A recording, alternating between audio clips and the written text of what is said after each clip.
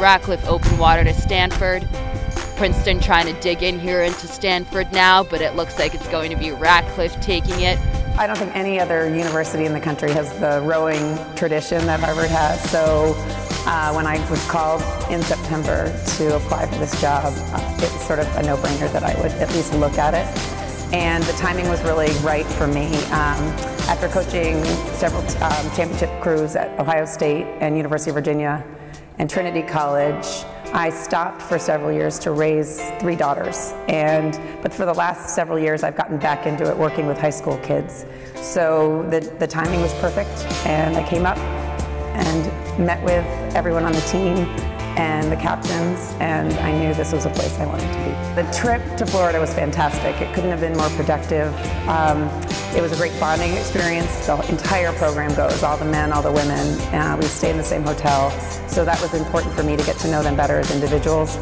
But the rowing itself was really productive. By the end of the trip, one of my seniors said to me that she didn't think that she'd ever seen the team rowing that well that early in the season. So when we came back, we just jumped into February training with sort of just a really good attitude, working with our strength coach, Ryan Sullivan, and just doing erg work, land work. Everyone came in to the boathouse every day with a really good attitude. We have strong representation from pretty much every class. We have great seniors. We have 8 returning seniors, not all of whom rowed in the first 8 last year, but together as a unit, they work together so well. They represent the team really well. So whether we are in a team meeting or doing a really hard workout, they sort of provide an overall leadership tone.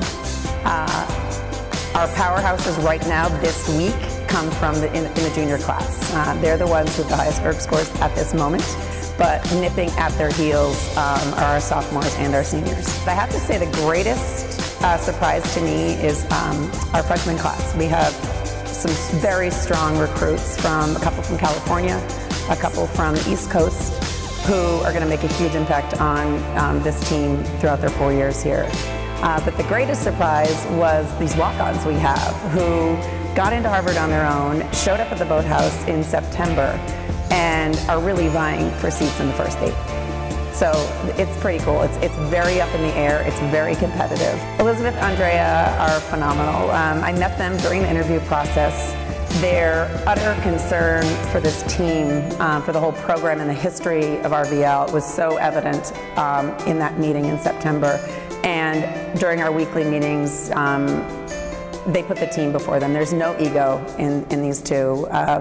Both from California, they chose to come east and are representing our program and the history of this program really, really well. It's great to be home. I would say in a perfect world, as a coach, I would love more races before the championship season and a variety of race courses and venues. But rowing on the Charles is home. We'll have a lot of fans with us, and a lot of alums come out to support this program. So I feel very lucky